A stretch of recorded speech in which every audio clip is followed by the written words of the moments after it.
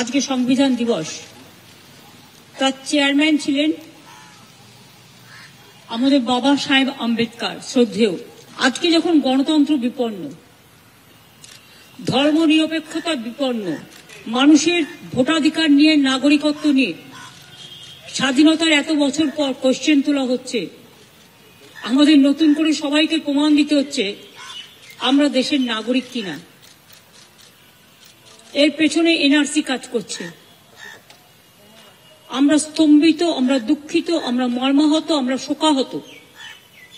তাই বাবা সাহেব আম্বেদকরের স্ট্যাচুতে দাঁড়িয়ে প্রণাম জানিয়ে বলে গেলাম, শ্রদ্ধা জানিয়ে শপথ নিয়ে গেলাম, এই গণতন্ত্রকে যে কোনো মূল্যে রক্ষা করতে হবে।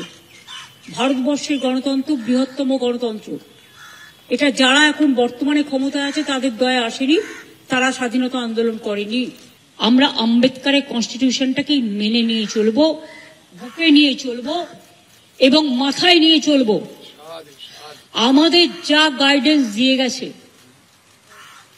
আমাদের স্বাধীনতা আন্দোলনের মহান নেতৃত্ব, যারা দেশ গড়েছেন, ভারতবর্ষকে স্বাধীন করেছে, আমরা তাদের গাইডেন্স মতো চলবো।